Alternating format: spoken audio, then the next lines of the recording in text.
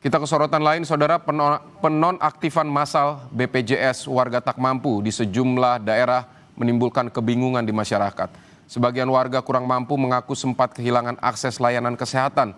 Namun pemerintah pusat dan daerah menyiapkan langkah penanganan termasuk reaktivasi dan jaminan layanan kesehatan gratis.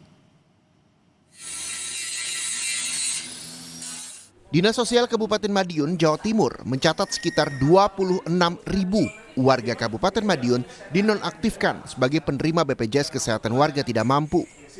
Warga Kabupaten Madiun yang dinonaktifkan kini mulai bisa melakukan reaktivasi dengan datang ke layanan pengaduan di kantor Dinas Sosial maupun di Mall Pelayanan Publik Kabupaten Madiun.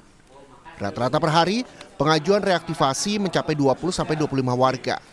Pada proses ini, petugas sistem layanan dan rujukan terpadu melakukan klarifikasi, memastikan warga yang mengajukan benar-benar layak mendapat bantuan atau tidak.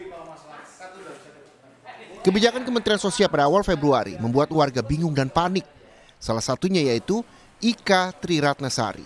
Warga kota Kediri itu mengaku kesulitan membawa ayahnya berobat karena kartu jaminan kesehatan mereka mendadak mati. Setiap bulannya kartu BPJS milik ayahnya digunakan untuk melakukan pengobatan rutin di rumah sakit. Lantaran ayahnya mengalami sakit kanker prostat, hernia, dan vertigo. Akibatnya pengobatan rutin ayahnya sempat terhambat karena masih mengurus administrasi reaktivasi kartu BPJS di kantor Dinsos. Perempuan 32 tahun itu menyayangkan kebijakan pemerintah yang sempat membuat bingung. Bapak kanker prostat, hernia, sama vertigo. Kalau mau perubahan data, tolong yang benar-benar yang membutuhkan, tolong diperbaruinya baik. Yang nggak membutuhkan ya emang harus diteliti lagi karena yang mendapatkan banyak yang nggak membutuhkan.